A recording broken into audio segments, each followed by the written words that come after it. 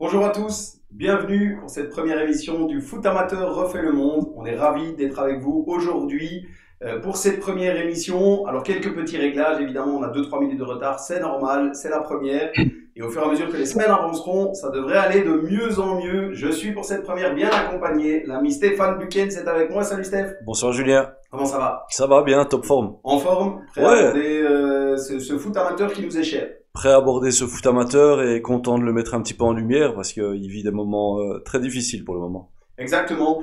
Un petit rappel pour celles et ceux qui peut-être nous rejoindraient ou qui peut-être verront l'émission plus tard. Le principe de l'émission, c'est quoi? Évidemment, c'est assez simple, c'est de donner une vitrine au niveau du football amateur, c'est-à-dire la possibilité pour tout un chacun de s'exprimer. On est donc en Facebook Live, donc n'hésitez pas à nous rejoindre, à partager la vidéo du live. Steph le fait en direct justement, je l'ai fait juste avant, donc n'hésitez pas. Rejoignez-nous. Et le but, c'est quoi? C'est pendant une heure, une petite heure, on va aborder ensemble différents thèmes, avec d'abord un invité qu'on va accueillir tout de suite, mais aussi différents thèmes qui nous sont chers au niveau du football amateur. Au fur et à mesure des semaines, c'est vous qui ferez l'actualité de cette émission. On a créé un groupe qui est dédié à cette page. Là encore, pour celles et ceux qui ne sont pas encore dans ce groupe, n'hésitez pas à y aller. Et au fur et à mesure que les semaines avancent, n'hésitez pas à communiquer les sujets que vous voulez qu'on aborde. Peut-être les invités, on vous demandera vos coups de gueule, vos coups de cœur, peu importe ce que c'est, des vidéos, des photos, des chouettes souvenirs. Je pense qu'on est tous en manque de foot amateur et de l'ambiance qui est liée au foot amateur. Steph, qu'est-ce qui te manque le plus, toi? Ben écoute, il y a un mot à la mode pour le moment, c'est le mot bulle. Et moi, la bulle sociale que j'avais dans le foot, elle manque. On vient de là, donc nos potes se trouvent là, nos occupations se trouvaient là. Une saison de foot, c'est 10 mois, on côtoie pas mal de monde. Et le fait de voir plus personne, ça devient tout doucement très très très compliqué. Tout à fait. Et petite précision pour toutes celles et ceux qui nous regardent, on est passé rapidement par la petite période de test, Steph et moi, non pas un test footballistique, mais un test Covid pour pouvoir être tranquille. Ça nous permet d'être serein ce soir. Tout le reste, on espère pouvoir plus tard accueillir dans un studio digne de ce nom tous les invités qu'on aura au fur et à mesure, parce que le but c'est de faire une vraie émission collégiale avec plusieurs invités, mais malheureusement, en période Covid, c'est impossible, donc tout se fera à distance. Et on va tout de suite démarrer la première mi-temps. On accueille tout de suite le premier invité. Jingle, c'est parti.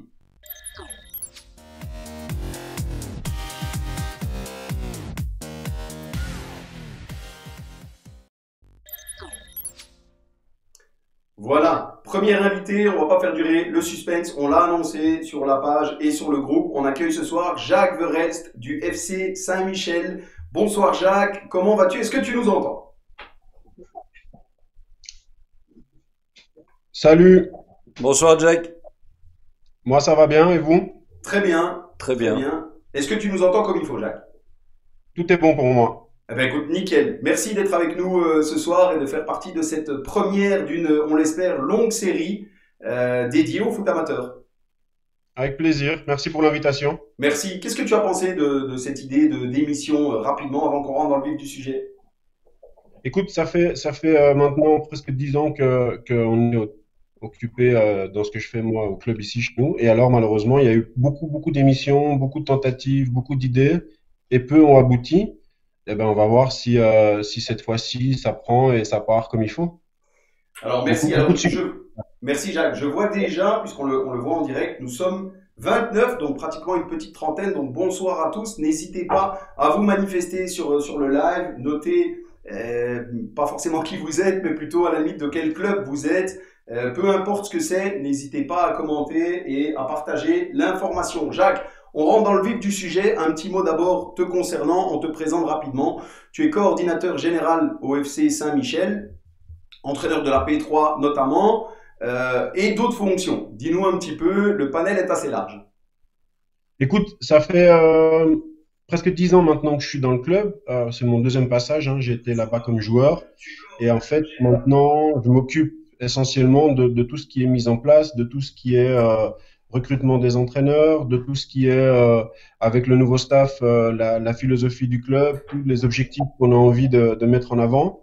Et donc l'idée, ça fait maintenant plusieurs années que je suis coordinateur général, presque 5 ans.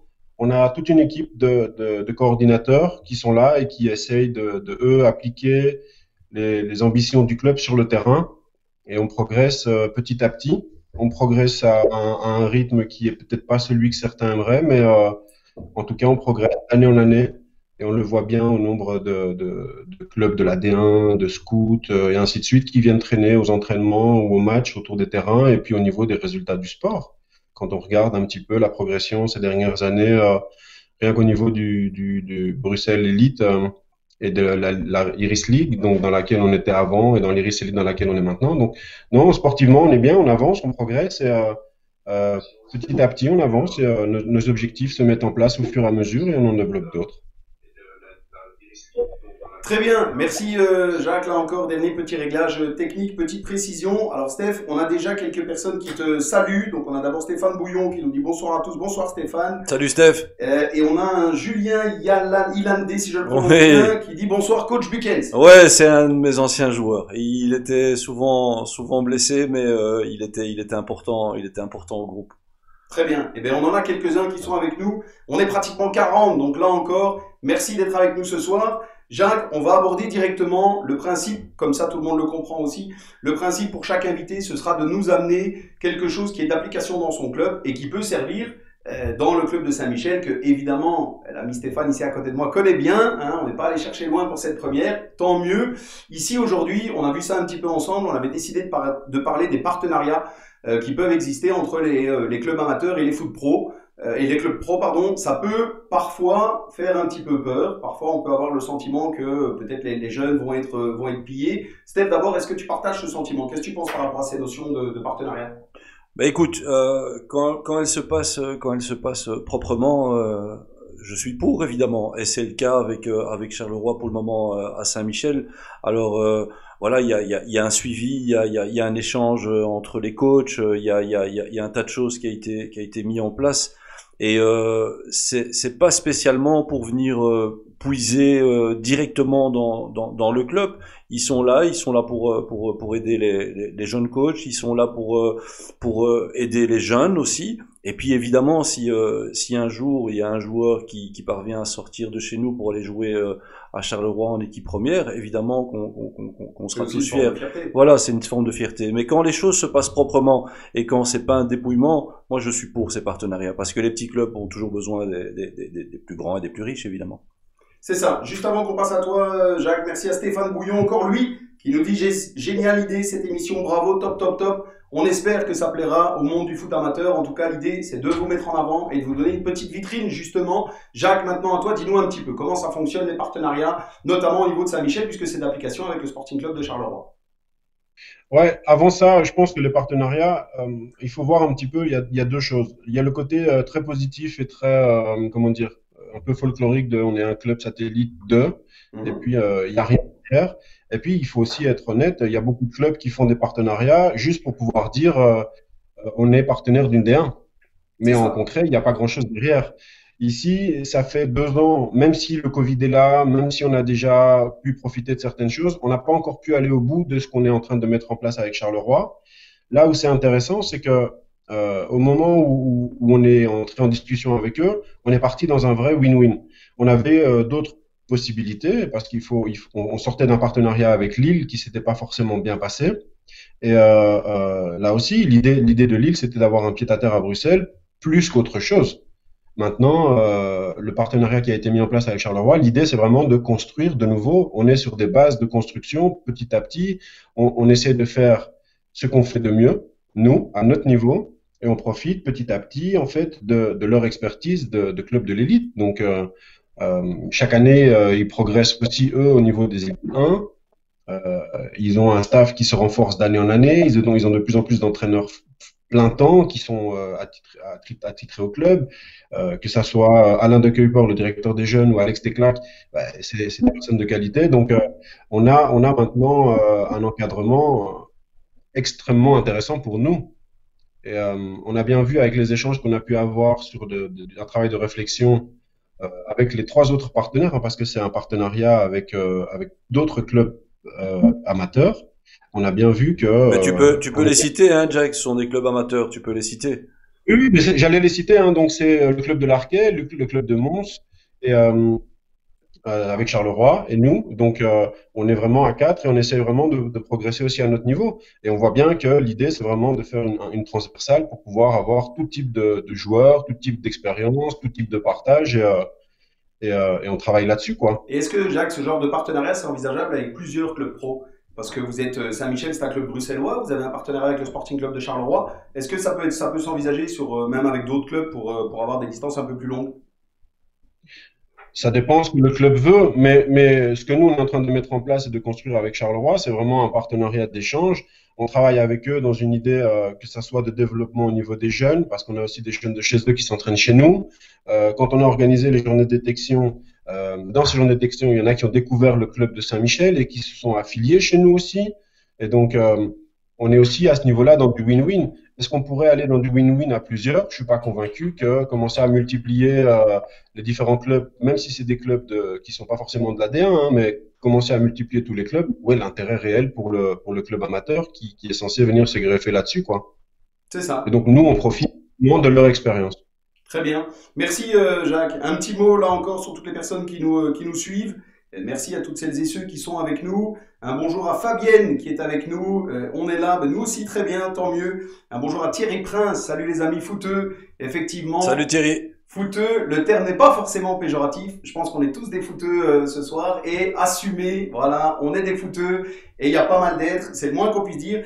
Petit clin d'œil à l'ami Damien Lagrange qui me dit hâte de voir si tu es meilleur joueur ou animateur. Je n'ai connu ni le coach ni le président. C'est vrai que tu n'as pas eu cette chance. Bah tant pis, on passe parfois à côté de certaines opportunités. Ce sera le cas pour toi. Mais en tout cas, bienvenue avec nous. Damien, ce soir. Jacques, on enchaîne. Un petit quiz très rapide. 10 questions. Tu as le choix entre l'un ou l'autre. Tu es obligé de choisir. Donc tu es plutôt. Ok? Simple, facile, efficace. Tu es plutôt, qu'on apprenne à te connaître un petit peu. Tu es plutôt match ou entraînement? Match. Herbe ou synthétique?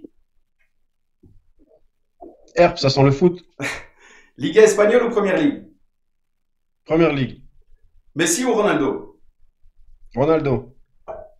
Entraîneur ou coordinateur? Ah, Attention, attention à la ouais, carte, Jack, hein. Jack, attention. Et l'autre est là, il surveille. On en a discuté il y a pas longtemps. Jack, je sais pas si t'as droit à un joker, mais Il n'y a pas de joker. il y a pas de joker. Allez, t'es voilà, t'as pas le choix. Sans langue de bois. Jack, elle vient pas de moi, je te promets. Alors, entraîneur ou coordinateur? Je suis toujours entraîneur. Entraîneur. Lukaku ou Batshuayi? Fameux. Lukaku. Tu as dit? Lukaku. Ok. 4-4-2 ou 4-3-3? À cause de ton collègue 4-4-2. À cause de mon collègue. Ah non, mais ça, là, tu dois expliquer. Voilà. Écoute, moi j'ai toujours été avec 3-5-2 et 4-3-3. Et Steph, qui est à côté de toi, travaille forcément avec moi. Et il m'a dit, écoute, il faut qu'on essaye autre chose. Un jour, on était en plein match et il faut qu'on y aille avec deux attaquants. On était en train de prendre l'eau complètement. On n'arrivait pas à passer au-dessus. On passe avec deux avant, une ligne de 4 juste derrière, mais très offensive. Et il m'a dit, il faut ouvrir. On a ouvert et on est passé dedans. Et on a terminé la saison en 4-4-2 en faisant 12 victoires d'affilée. Grâce à ce monsieur-là qui à un moment m'a fait changer d'avis. Jack, un peu de reconnaissance, ça fait toujours de bien. Ah, il est là. Merci, Il y a Jack. un peu de pommade, là, c'est Jack. bien, les gars. Sur mon tabouret, je me sens plus. Je me sens plus. Il y avait aussi les joueurs, hein. Vous pouvez pas les oublier parce qu'ils étaient quand même tous réceptifs à tout ce qu'on a mis en place. Ouais, Donc, exactement. Mais sans ça, c'est pas jouable, hein. Sans que les joueurs fassent le taf, c'est pas jouable. Ok, nickel. Merci pour l'anecdote. En tout cas, on termine, il en reste 3. Ambiance buvette ou ambiance vestiaire? plus vestiaire. Vestiaire. Ligue des champions ou Coupe du Monde? Coupe du Monde. Et finale, la dernière, la 10e, la plus facile, Jacques. Foot amateur ou foot pro? Amateur. Voilà. C'était quasiment obligé. Hein. Pour celle d'aujourd'hui, c'était quasiment obligatoire qu'il fallait nous balancer un foot amateur. Steph, un petit mot sur ce petit questionnaire? Foot amateur. Non, je le connais bien, donc. Est-ce que tu as appris des choses? On a aperçu, Jacques, je me permets une petite précision, on a aperçu un logo. Tu serais pas supporter de Arsenal? Non. J'aime bien Arsenal, mais c'est vrai que c'est un club qui est mythique par rapport à ce qu'ils ont pu faire en 2003-2004 avec cette saison invincible, avec des joueurs qui étaient soit fabuleux, soit des joueurs qui étaient peut-être normaux, mais qui ont sorti une saison de dingue. Mais j'aime beaucoup plus la philosophie d'un Tottenham qui grandit année après année, pierre après pierre, et qui parfois a fait des éclats, mais qui n'est pas encore un club du top et qui de temps en temps ne le revendique pas non plus. Donc c'est vraiment, ça me correspond plus qu'un Arsenal qui peut parfois être un peu bling-bling, mais qui marche pas tout le temps. Mais c'est bien, c'est rare que déjà un supporter généralement Arsenal Tottenham c'est pas une fois qu'on aime une équipe on déteste plutôt l'autre même si on n'aime pas le mot détester mais c'est bien de reconnaître que Arsenal c'est quand même aussi un bon club bon même s'ils ont difficile pour l'instant on s'écarte et on aura le temps peut-être un autre jour de discuter de ça mais en dehors ok je redis un petit mot j'ai Olivier alors la prononciation tu m'aideras Steph parce que Olivier Servranks qui dit bonjour à Steph de son manager. Ouais. Donc t'as un manager, toi. Ok, c'est bon. Ouais, j'ai un manager. Ah ben voilà. Ouais, j'ai un manager. Et Rita Usé qui nous dit félicitations pour ta première Steph. Ça, c'est ma tantine. Ah ben voilà. Bonsoir la tantine de Steph. Il est bien heureux d'être avec nous ce soir. Et nous aussi, on va marquer déjà la fin de la première mi-temps. On a appris à connaître un petit peu Jacques. On en a appris un petit peu plus sur les partenariats. Ce ne sont que des conseils, des discussions entre nous. Tout ce qui est bon à prendre, prenez-le évidemment, c'est le but de cette émission. Et on va aborder un autre contenu, évidemment, l'actu foot. En deuxième mi-temps, on attaque tout de suite la deuxième mi-temps. À tout de suite.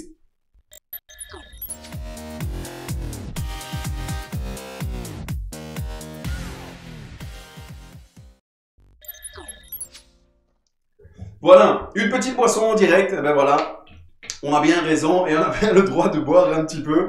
Et c'est une boisson soft, une boisson sportive en plus. Donc on peut se permettre. On est de retour pour la deuxième mi-temps. En deuxième mi-temps, l'actu foot. Aujourd'hui, on a évidemment, un peu par obligation, on a décidé d'aborder le Covid et les dernières mesures.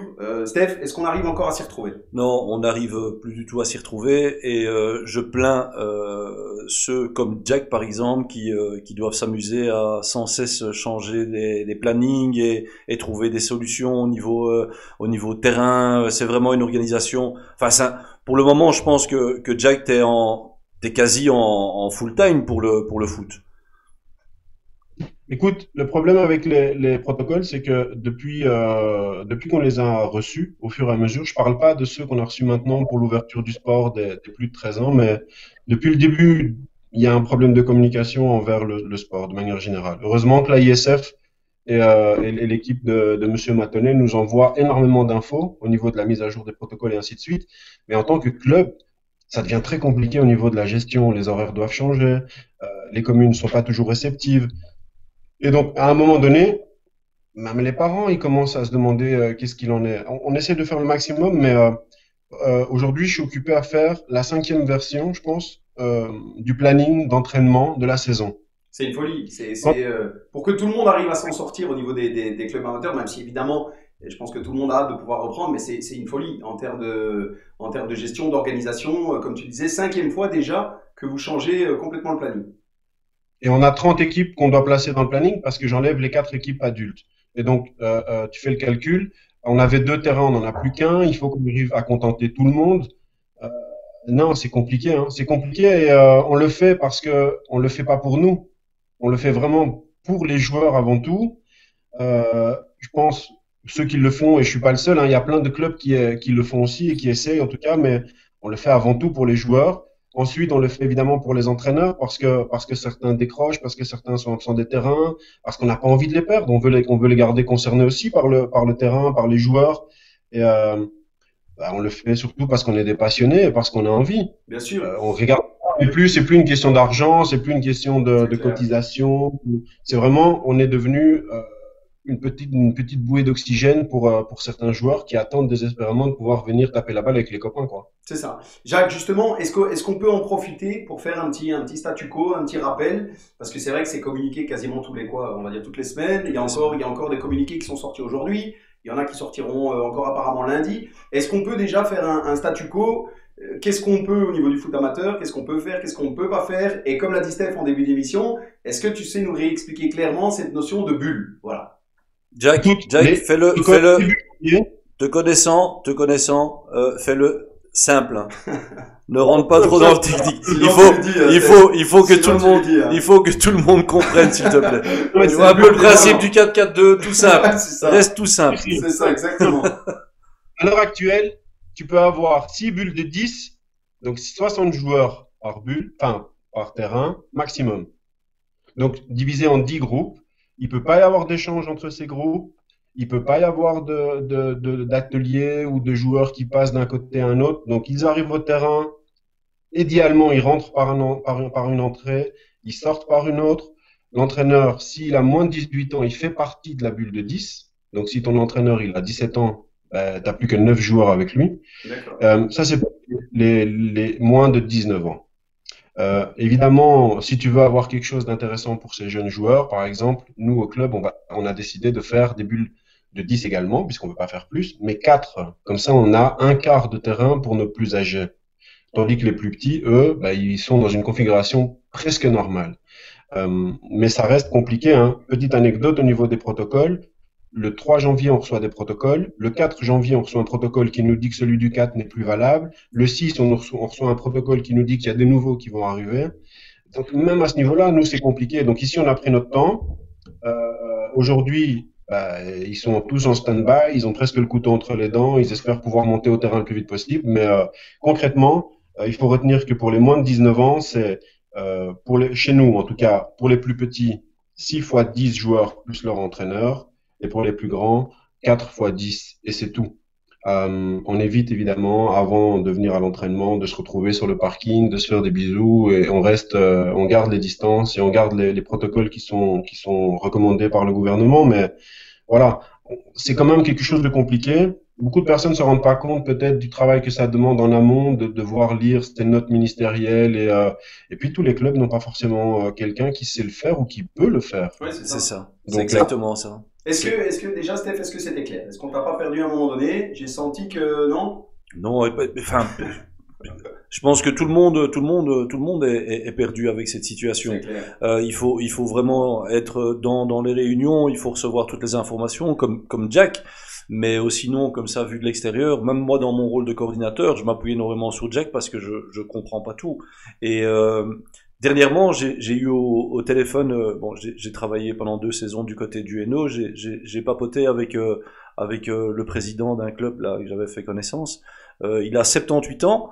Et le monsieur, il est complètement à la rue, il est complètement largué, il a du mal déjà à suivre les informations, tout se fait via mail, il y a même des réunions via Skype, et il s'en sort plus, le monsieur ne s'en sort plus, et son club va tomber parce qu'il va pas pouvoir suivre les normes, et son club va tout simplement mourir.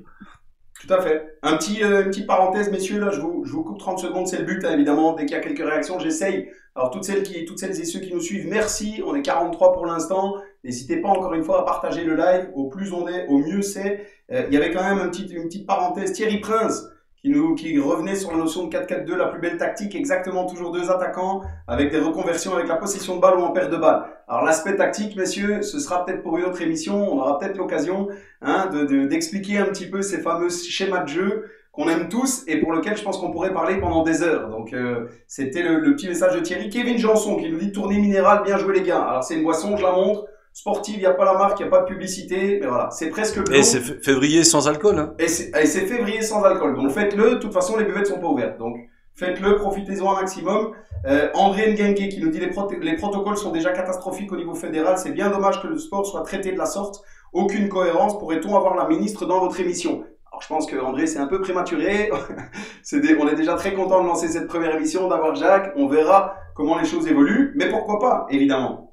Et alors, on a une question, Jacques, des anciens de la Royale Union Saint-Gilloise que je salue, l'ami Carlo notamment, qui est derrière cette page ou ce compte qui demande comment se font les choix des 10. Est-ce que c'est une tournante ou y a-t-il du décrochage? Je dois dire que chez les plus jeunes, chez nous, on n'a pas arrêté, on s'est adapté à chaque fois au protocole. On a eu très peu de joueurs qui ont décroché. Okay. Maintenant, pour le protocole, on s'est vraiment cassé la tête avec les autres coordinateurs et donc on a augmenté le nombre de bulles par catégorie. Donc, habituellement, on fonctionne tous avec A, B, C. Ben, ici, en fonction du nombre de joueurs qu'on avait dans la catégorie, qu'est-ce qu'on a fait? On a divisé par 10 et on a laissé aucun enfant sur la route. Et si à un moment il fallait faire une bulle supplémentaire et réduire le nombre de joueurs pour arriver à un nombre plus ou moins correct pour pouvoir faire quelque chose d'intéressant, on l'a fait.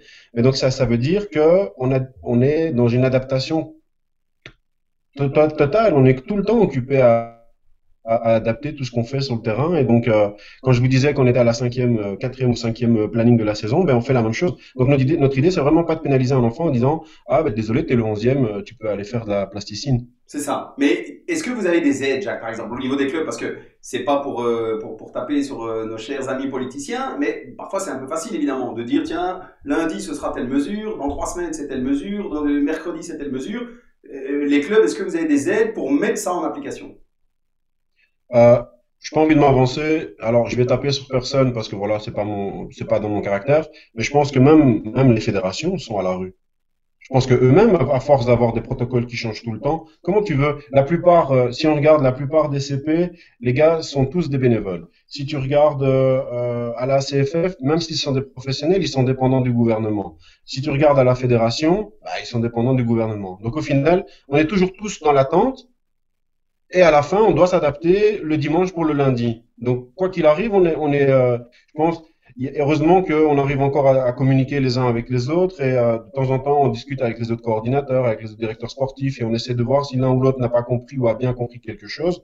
Et je pense que au niveau du football bruxellois, j'ai eu des communications avec Thierry Forton, j'ai communiqué avec Jed, j'ai communiqué avec d'autres clubs. Donc ça, c'est quelque chose de top. Et je pense que, en tout cas, au niveau des clubs bruxellois, il y a une forme de cohésion.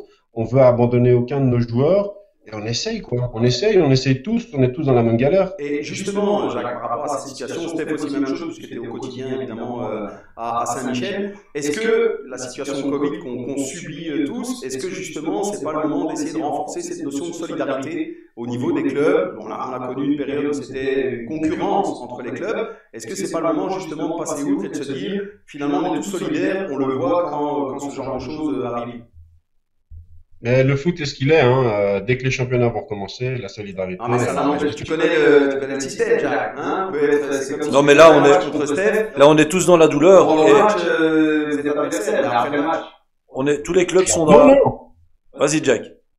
Vas-y, je t'écoute. Non, je dis pour le moment, tous les clubs sont dans la douleur, hein, même les clubs les plus entre guillemets UP amateurs. Mais toi, avec toutes les relations au niveau des coordinateurs, des responsables dans les clubs et tout, est-ce que tu sens qu'il y a que tout le monde veut un petit peu s'entraider, notamment au niveau des joueurs. Est-ce qu'il y a beaucoup de joueurs qui veulent bouger de club? Est-ce que entre vous il y a quelque chose qui a été mis en place pour bloquer ça ou parce que ça va aller dans tous les On sens. l'a vu notamment avec un tournoi qui aura lieu dans le BOE, le fameux tournoi UHL Sport, où il y a une forme de collaboration et de solidarité. Ouais, On l'a voilà. vu d'ailleurs. Est-ce que ce genre de choses, ça va avoir lieu en région bruxelloise notamment, ou avec Saint-Michel? Il y a des discussions qui sont en cours. On ne sait pas encore si on pourra répondre. Je pense que les clubs essayent aussi maintenant de se mettre en place les uns après les autres par rapport à des éventuels tournois.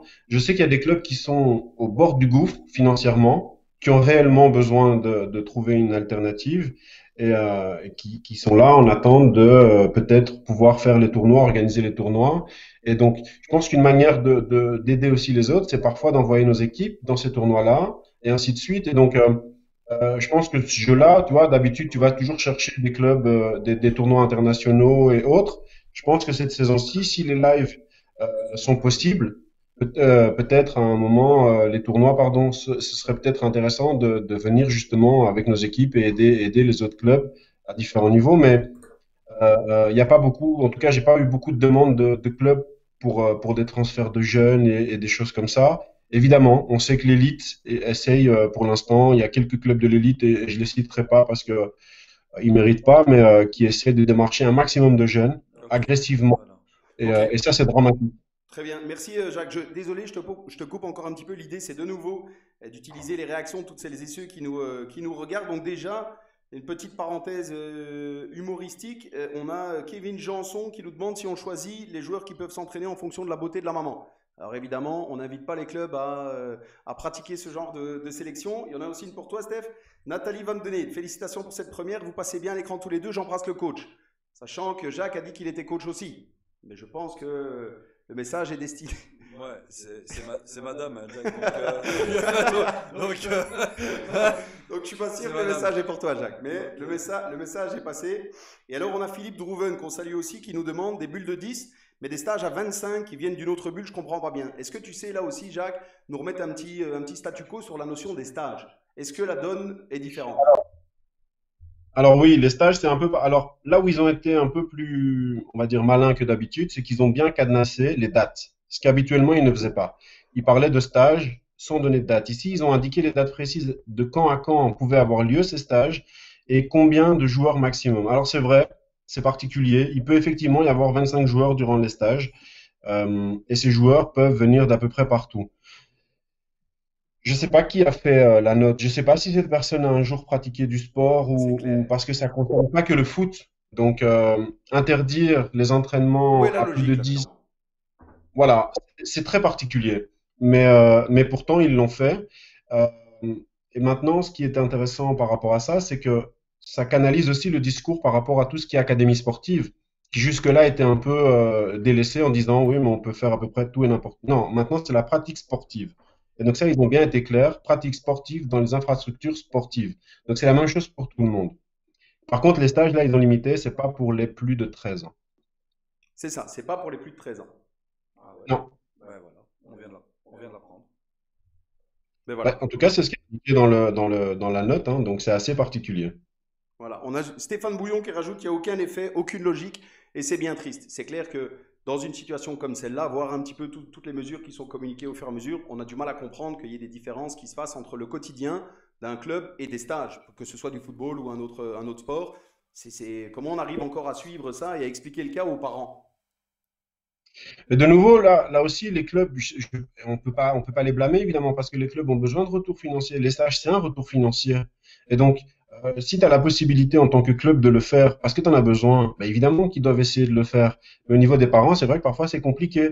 Pourquoi à l'entraînement ils peuvent pas être plus que 10 et au stage tu fais presque ce que tu veux à 25? C'est Voilà. ça. Après, malheureusement, nous on n'est pas dans les réunions avec les ministres et on ne sait pas pourquoi ils prennent ce genre de décision, tu vois. Là, on nous demande justement, Thierry Prince qui nous demande, donc il est bien actif, hein, Thierry, c'est bien, ça fait plaisir. Avez-vous reçu des aides financières du gouvernement bruxellois? J'ai entendu à gauche à droite que pas mal de clubs avaient pas reçu d'aide financière, mais avaient reçu, on va dire, des sortes de, on va dire, privilèges. Donc, par exemple, les communes ont accepté de ne plus demander de payer la location des terrains ou des choses comme ça, qui sont normalement des choses pour lesquelles ils s'engagent sur toute la saison, ou des clubs qui venaient, on va dire, des communes qui venaient limiter les montants qui étaient prévus à l'avance. Maintenant, il n'y a rien de prévu. Tu sais, on a tous des cahiers de charges à remplir longtemps à l'avance, que ce soit pour la fédération, pour la CFF. On a vu que la fédération avait laissé tomber les frais de joueurs pour les mois qui étaient passés, des choses comme ça.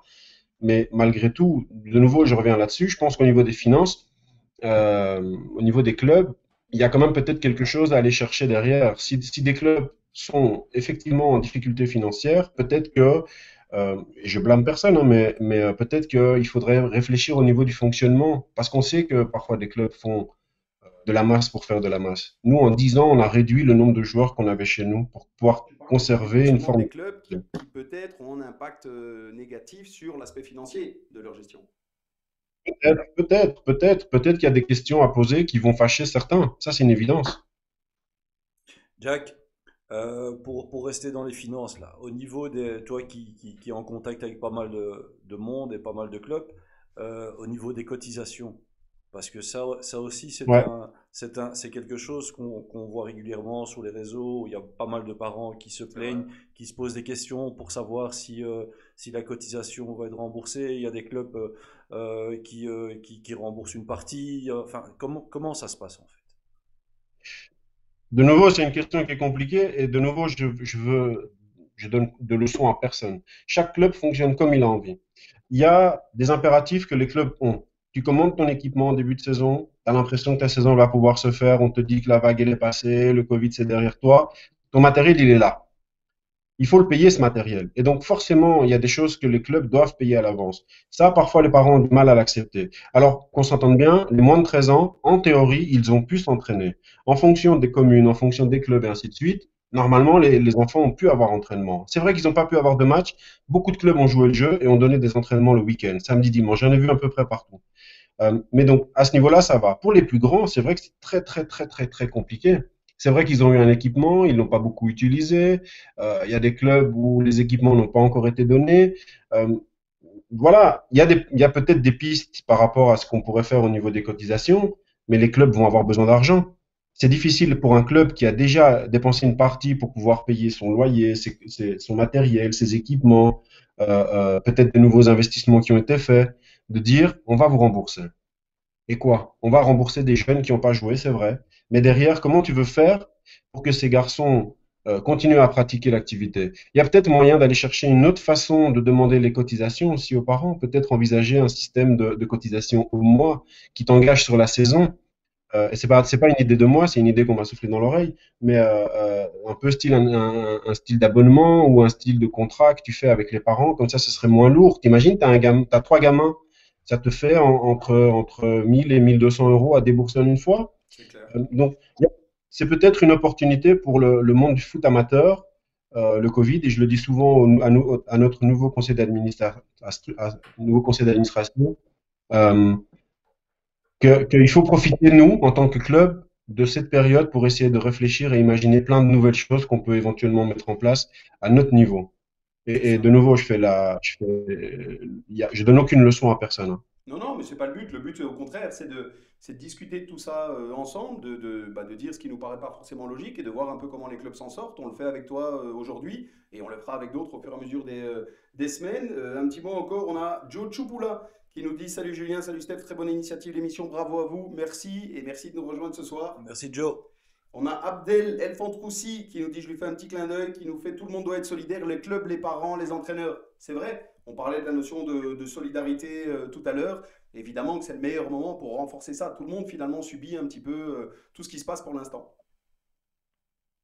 Ouais, clairement. Très bien. Mais Heureusement, les heureusement joueurs, que les parents sont là dans certains clubs, même si à un moment, chez nous, de nouveau, c'est que chez nous, on leur a interdit l'accès aux entraînements et le week-end, et donc ils devaient déposer leurs enfants et partir et venir les récupérer. Donc c'est vrai que c'est très frustrant, mais on a eu beaucoup de soutien de parents qui étaient reconnaissants de ce qu'on a essayé de mettre en place pour leurs enfants. Donc vraiment, ils comprennent la situation dans laquelle les clubs sont. Nous, on est pris en otage par le Covid et on est pris en otage par tous les paramètres extérieurs sur lesquels on n'a aucune maîtrise. Donc, c'est vraiment pas évident. C'est ça. Exactement. On a un petit message, je le salue aussi. Dominique Jonquier qui met super intéressant, proficiat Julien. On parle français, néerlandais à Bruxelles évidemment. Donc salut Dom, évidemment de bons souvenirs. Donc c'est aussi l'occasion de rassembler un petit peu coach, joueur, entraîneur finalement. On a tous des liens à un moment donné. Donc voilà, salut Dom. Thierry Prince encore, décidément hyper actif ce soir. Thierry, à mon avis, tu auras rapidement le badge de super fan de l'émission. Et tant non mais mieux. il est célibataire. Ah, ça. Il est, il est célibataire. Voilà Thierry, c'est passé. Au Thierry, moins, apparemment, t'as toujours pas trouvé d'amoureuse.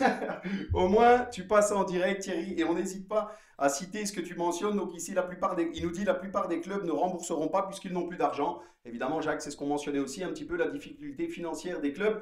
À un moment donné, il n'y a pas de possibilité pour tout le monde de sortir l'argent qui, pour le coup, n'est peut-être plus là. Et Thierry Prince encore, tu vois, Steph, il réagit directement. Même les sponsors n'honorent pas leurs engagements avec cette crise, puisque là encore, effectivement, comme on l'a dit, tout le monde subit dans cette situation. Messieurs, je fais une petite parenthèse. On a passé la barre des 50 personnes en live. Donc encore une fois, merci à tous de nous suivre ce soir. Un petit mot rapidement quand même sur un concours. Celles et ceux qui ont vu notre page Facebook et le groupe dédié Le foot amateur refait le monde ont vu passer peut-être une publication d'un partenaire qui s'appelle AC Sport. AC Sport qui est un spécialiste des protèges tibia personnalisés. Vous pouvez mettre votre photo, le numéro de votre enfant, peu importe ce que c'est. Et aujourd'hui, un ou une personne qui est en live avec nous ce soir remportera une paire de protège tibia personnalisés. Pour ce faire, c'est très simple. Et en même temps, vous allez voir, c'est pas gagné. Je vous le dis honnêtement, on a décidé que le plus simple, ce serait de vous donner le choix entre un numéro de 1 à 5000. Alors, je vous rassure, il ne faut pas tomber juste, évidemment, avant qu'on se fasse lyncher, Steph, sur la page. C'est juste qu'un tirage au sort en direct, ça aurait été très compliqué, voire impossible. Donc, simplement, quand vous mettez un commentaire, mettez à côté concours avec un numéro et vous mettez de 1 à 5000. Évidemment, le numéro est là en dessous de ma main. On l'a noté avant l'émission avec Steph. Et donc, en fin d'émission, on montrera ce document pour bien montrer qu'il n'y a pas de triche et il n'y a pas de privilège. Steph, si c'est un pote à toi qui gagne, ce sera le hasard. Ouais, mais ça sera le hasard. Donc, il faudra pas m'en vouloir. Parce qu'après, on va encore me traiter de chipoteur. Ah ben, ici, il n'y a pas de chipotage. Donc, il y en aura sur d'autres choses, mais pas sur le concours du partenaire. On fait les choses dans les règles. Donc voilà, participez, mettez-nous un numéro de 1 à 5000. S'il y en a qu'un qui participe, eh ben, tant mieux, il aura gagné en fin d'émission. Et dans les quelques dernières minutes d'émission, on communiquera le résultat du gagnant et le nombre. Le temps passe, 19h45. Je salue encore rapidement quelques personnes qui nous mettent des messages. J'ai Luca, Stéphane, je ne sais pas si tu connais, Castiglione, j'espère que c'est la bonne prononciation, qui nous dit « Monsieur, est-il possible que les matchs reprennent ou c'est impossible ?» Alors là, malheureusement, je pense que ce sera une réponse collégiale, messieurs, non? Non.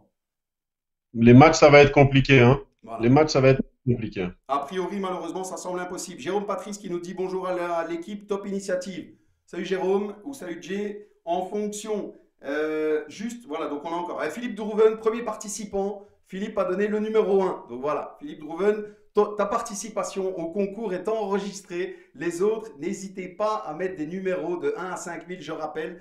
Et le gagnant est communiqué en fin d'émission avec ce qu'on montrera nous ici. Le temps passe, je l'ai dit, 19h45. Il est temps pour nous d'aborder la dernière partie de l'émission.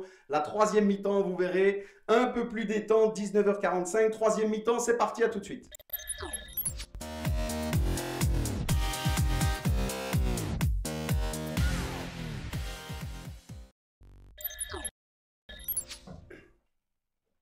Voilà.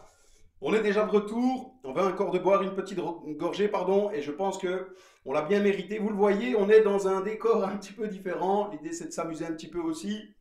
On est dans la buvette. La buvette, cet environnement qui nous est si cher dans le football amateur et qui nous manque tant. Jacques, on t'a fait plaisir ce soir. On est dans une buvette qu'on ne voit pas beaucoup dans les clubs de foot. On est plutôt en mode pub anglais, hein. Tu nous as parlé de Tottenham, on est plutôt en mode pub anglais. Comment tu te sens dans cette buvette?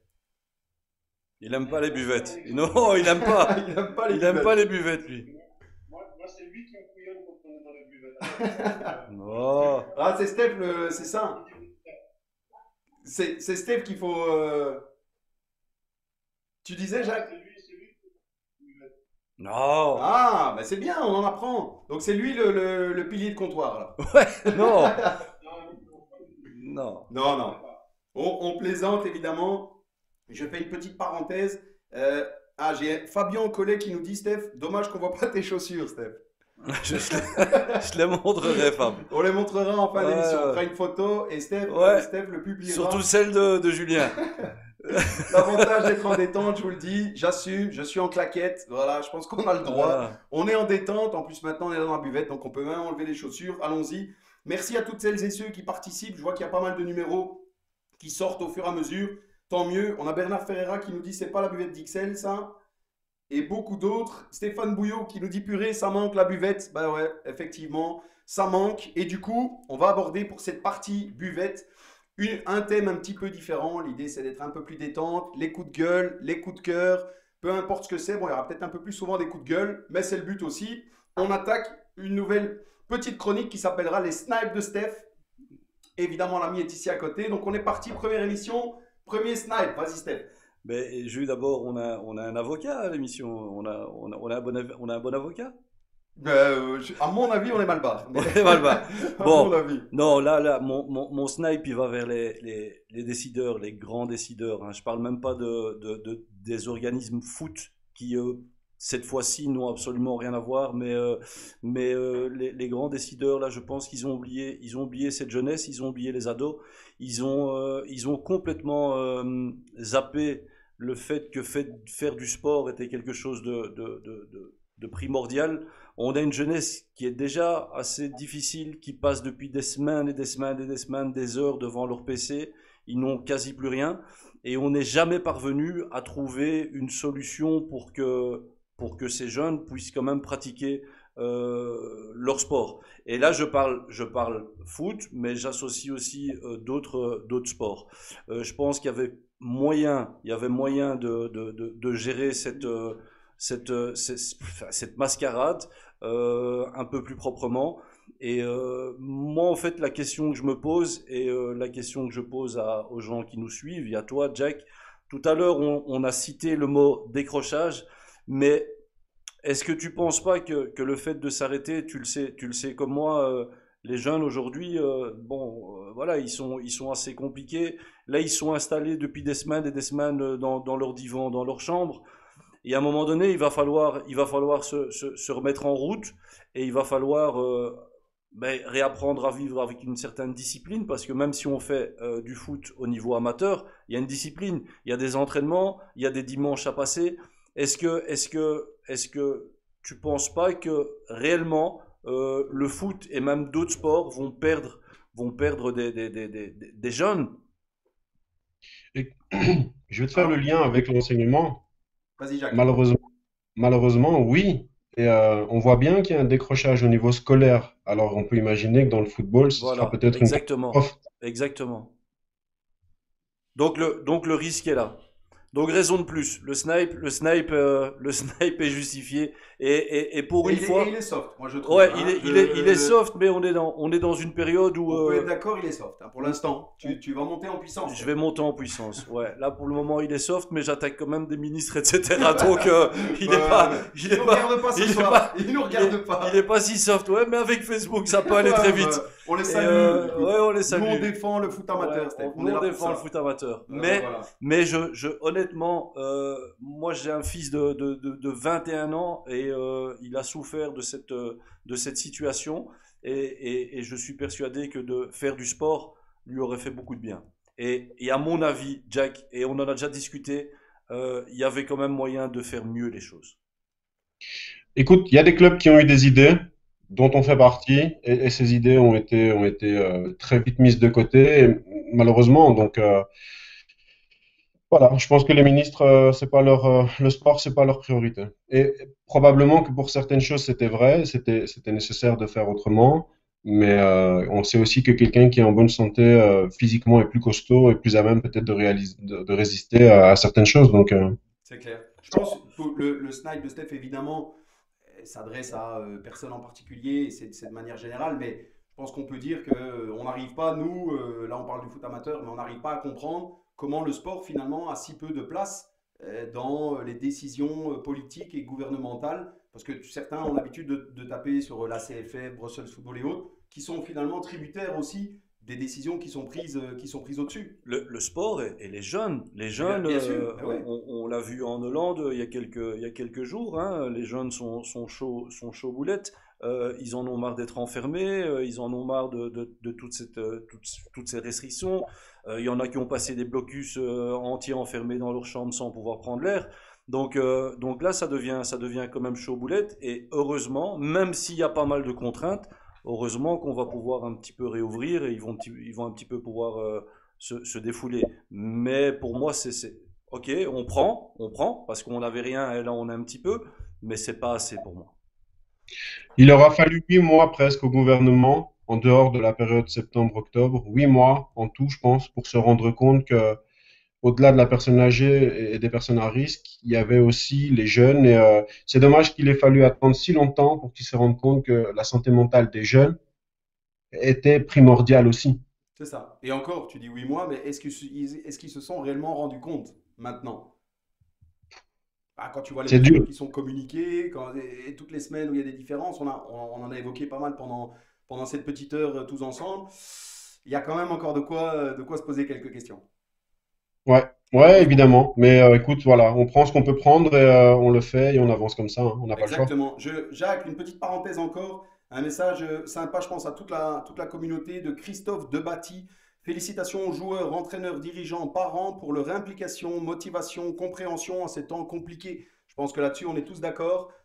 Bien sûr, on en a parlé, on subit tous cette situation. Bravo à tous ceux qui continuent à essayer de se battre pour permettre à des jeunes de pratiquer leur sport. Bravo aux parents qui se montrent compréhensifs aussi par rapport à cette période parce que c'est loin d'être évident. Abdel qui nous dit encore: ma fille 9 ans est mordue de foot et elle ne comprend pas pourquoi elle ne peut plus jouer de match. Voilà, malheureusement, évidemment, situation est compliquée. Il faudra continuer à expliquer à tout le monde. Messieurs, le temps passe, hein, ça va vite, ça va vite. Une petite parenthèse encore, il faut souligner quelques rencontres à ne pas manquer ici qui arrivent bientôt. Et le but, c'était d'en parler aussi très rapidement, puisque évidemment, on est un peu déconnecté de cette partie foot, mais dans le but de soutenir un petit peu le foot amateur, on a quand même la RAL, donc la Louvière, qui joue un match de coupe à l'Antwerp demain, 2 février à 18h. Évidemment, le but est de soutenir le foot amateur. Donc moi, j'envoie un petit big up à la RAL. C'est le moment. Encouragez-les, soutenez-les demain. En plus, le match, et c'est une bonne chose, est diffusé sur Antenne Centre suite à un accord avec Eleven Sports. Donc je pense que c'est une très bonne chose. Soutenons-les. On a aussi le RFC Liège qui recevra le Sporting Club d'Anderlecht et l'Olympique de Charleroi notamment, qui accueilleront Zulte Waregem. Donc, à suivre. Vas-y, Steph. Si je peux me permettre, alors je sais pas pourquoi, mais le déplacement d'Anderlecht à Liège, il pue le traquenard. Ah ouais, pourquoi? Je sais pas. Pourquoi? Je le sens. Je sais pas pourquoi, mais ça va être compliqué. On saura demain ou après-demain, parce que ça c'est mercredi, on saura ce qu'il en est. Messieurs, juste par rapport à la RAL, petit pronostic. Allons-y, hein, vous battez pas. Jack, avant ça, je pense qu'il faut aussi, tu vois, on parlait du gouvernement qui savait pas très bien quoi. Regarde, la Pro League a quand même essayé de permettre à ces clubs-là de pouvoir justement, c'est eux qui ont pris en charge tout ce qui était testing et tout ça pour qu'ils puissent s'entraîner. Donc, tu vois que même le plus haut niveau a essayé de venir en aide au plus bas. Et écoute, c'est déjà top. Écoute, c'est top. La RAL, bon, évidemment, si la RAL pouvait faire quelque chose et nous rappeler à nos bons souvenirs qu'il fut un temps où c'était une équipe de l'élite, et je souhaite ça à Fred et à son équipe. Allez, s'ils en mettent un, déjà, ce serait top. Mais ça va être très compliqué quand même. Mais Hein. Jack, le souci dans cette histoire, c'est que ces équipes, elles jouent plus. C'est ça, ils ont dû limite s'entraîner juste pour jouer leur match de coupe. Et d'autres équipes du côté néerlandophone ont même déclaré forfait et ont reçu une petite compensation financière pour ne pas jouer. Donc la RAL, déjà, c'est tout à leur honneur de jouer. Et moi, perso, et on peut espérer un exploit. Donc pourquoi pas, espérons que... La magie de la coupe. Exactement, la magie de la coupe, même si malheureusement, il n'y a pas de supporters. Messieurs, il nous reste quelques minutes. Je fais une nouvelle parenthèse pour donner le résultat du concours. Hein, je l'ai dit juste avant, donc chiffre de 1 à 5 000. Donc Thomas, que je salue au passage, notre régisseur ce soir. Donc merci de faire en sorte que tout fonctionne plus ou moins bien, même si de temps en temps il y a des petits soucis, mais c'est normal. Ça fait partie du jeu. Donc le gagnant ce soir, le numéro à trouver, ou en tout cas le plus proche. Et on se garde quelques minutes après entre nous, messieurs, pour que nous, on cherche dans les commentaires pour voir qui a gagné. S'il y en a qui le voient en direct, n'hésitez pas à nous le dire aussi. Le gagnant, je vous montre le papier. Est-ce qu'on le voit bien? Voilà, ouais, normalement. Pas de discussion possible. 3702. 3702, voilà, on dirait le bingo. Ouais. S'il y a quelqu'un qui est tombé dessus, je rajoute une voiture. Ah ouais, je rajoute une voiture en cadeau. S'il y en a un qui a mis le nombre juste. Le reste, ce sera le plus proche. Voilà, le reste, ce sera celui qui est le plus proche. Et donc, je rappelle, ce numéro était noté bien avant l'émission. Ok, encore un petit mot à dire. Donc, je regarde un petit peu. Et voilà, évidemment. Et on a un petit marrant, je le salue. Donc, Luca Castiglione, juste après avoir avancé, qui nous dit concours 3702. Merci, mais c'est un peu tard. Hein, et c'était juste avant que je donne le numéro qu'il fallait le deviner. On va essayer de trouver le gagnant et on va l'annoncer. Un petit mot encore, messieurs. On a passé un coup de gueule avec le snipe de Steph qui était soft. Un coup de cœur aussi, rapidement. J'avais envie de mettre en avant une ASBL qui s'appelle, et je vous invite à aller voir et aller les soutenir. Ils ne sont même pas au courant qu'on va parler d'eux, donc il n'y a aucun lien, on n'a rien du tout, au contraire. Une ASBL qui s'appelle EcoSport, et qui est une ASBL qui donne la possibilité aux sourds et malentendants de pratiquer du football. Donc j'ai trouvé ça, moi, extrêmement honorable. Je pense que dans le milieu du foot amateur, on a parfois des barrières qu'il faut faire sauter pour toutes celles et ceux, on a beaucoup parlé du foot féminin, mais toutes celles et ceux qui veulent jouer au football et qui parfois ont, en l'occurrence, un petit souci. Donc voilà, moi je voulais les féliciter, bravo pour l'initiative, ça prend de l'ampleur. Ça se passe à Uccle, non? Ça se passe à Uccle et ils ont effectivement même un partenariat avec la Royale Union Saint-Gilloise qu'on salue là aussi. Et donc la personne qui a lancé ça est Georges Capin-Tamé. J'espère que je le dis bien. On le salue ce soir. Leur site internet c'est ecosport.com et Eco ça s'écrit E-K-H-O et sport.com. Donc n'hésitez pas à aller les soutenir, leur faire un petit coucou parce que ce genre d'initiative dans le foot amateur, on en a besoin et on en a tout le temps besoin. Mais si on arrive à la fin de l'émission, Steph, Jacques, un petit bilan. Allons-y, c'est le moment. Qu'est-ce que vous avez pensé? Vas-y, Jack. Ben, moi, je suis pour, hein. Il faut évidemment lancer tout ça. Il faut essayer de faire venir et faire vivre un maximum le foot amateur, puisque c'est finalement de là qu'on vient et c'est de là que vont nos meilleurs joueurs et nous représentent tous.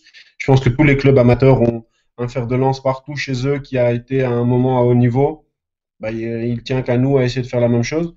Et pour pouvoir faire ça, ben, il faut alimenter le plus bas de la chaîne et de la pyramide, c'est-à-dire nous, le foot amateur. Et je pense qu'il faut continuer avec des émissions comme celle-là. On en a beaucoup parlé, il y en a beaucoup qui ont essayé. Il faut vraiment essayer de s'y accrocher et continuer. Et si je peux aider, ben tant mieux. Et j'essaierai encore de vous aider de la meilleure façon que je peux. Merci, Jack. Merci. Merci à toi. Très bien. Un petit, avant de terminer, parce qu'on essaye, hein, donc merci à tous. Évidemment, tous ceux qui ont participé au live, on est encore 52 maintenant, donc merci. On a eu beaucoup de commentaires. On a essayé au fur et à mesure de cette heure, c'était la première, mais on a essayé de mettre en avant un maximum de commentaires, de réactions de votre part. Au fur et à mesure que les semaines passent, on vous mettra aussi parfois en avant directement en vidéo pour ceux qui veulent. Il y a un message qu'on nous demande de faire passer qui est de Daniel El Phénoméno. Donc, fais passer mon message à Monsieur Verelst, apparemment le meilleur coach qu'il a eu. Ah bon? Voilà, Jack, t'as vu? Eh ben voilà. Voilà. Ouais. T'as l'air étonné, Jacques. Non, mais Jack, il n'aime pas ça ou Non, il aime pas les flatteries, il aime pas. C'est un ours. Jack est un ours, mais je sais que ça lui fait plaisir et c'est la vérité en plus. Jack est un très bon coach. C'est ça. Est-ce qu'on a le gagnant? Alors, on a regardé un petit peu. Alors, a priori, vous allez nous prendre pour des dingues, hein, tant pis, mais voilà, on va assumer. A priori, on vérifiera tout ça, mais a priori, je félicite pour l'instant Abdel El Fantroussi, qui serait, je dis bien serait, le plus proche, en ayant mis 4000, nous dit Thomas qui a vérifié. Donc, on vérifiera ça. En fin d'émission, ça devient un petit peu difficile. Mais si c'est lui, on le félicite d'avance. Mais tout ça, on contrôlera encore un petit peu. Dernier message. Et après, malheureusement, on va devoir vous quitter. Des anciens de la Royale Union Saint-Gilloise qui nous disent « Vous avez été clair, net et précis. Merci pour cette initiative. On sera là lundi prochain. Le sport amateur a besoin de tous. » Et je rajouterai même le football amateur particulièrement. Ce soir, on a gentiment refait le monde tous ensemble. Merci Steph d'avoir été avec nous ce soir. Merci Julien, et franchement très agréable. Et on va continuer à mettre ce foot amateur en lumière. C'est clair. Et on ne va pas se gêner. Jacques, merci beaucoup d'avoir été avec nous ce soir. Est-ce que tu as apprécié le moment? Ouais, merci, c'était cool. Il a mis du temps. Tu sais, on a senti que hein, si tu n'as pas aimé, tu peux le dire, hein, Jacques. Nous, on est franco. Hein. Non, ça ouais. Je suis jamais très expansif. Ah ben ok. Ouais. Mais merci en tout cas. C'était très très bien, merci. Merci, c'était très agréable. On a appris beaucoup de choses. Dernier mot pour toutes celles et ceux qui nous suivent et qui iront aussi voir le groupe. N'hésitez pas pendant la semaine à envoyer des thèmes d'émissions parce que c'est le but. Le but, c'est que cette émission, ce soit la vôtre, ce soit celle du football amateur. Donc n'hésitez pas à envoyer tout ce que vous voulez qu'on aborde. Évidemment, on ne pourra pas tout aborder, mais on choisira dans tout ce que vous nous mettez sur le groupe. Envoyez aussi des photos, des vidéos, des coups de gueule, des coups de cœur, peu importe ce que c'est, et on ira piocher à chaque fois là-dedans pour créer le contenu de l'émission d'après, lors de laquelle on aura encore un invité. Messieurs, on clôture là-dessus. Le foot amateur refait le monde, c'est terminé pour aujourd'hui. Merci à tous et bonne soirée. À la semaine prochaine. Au revoir.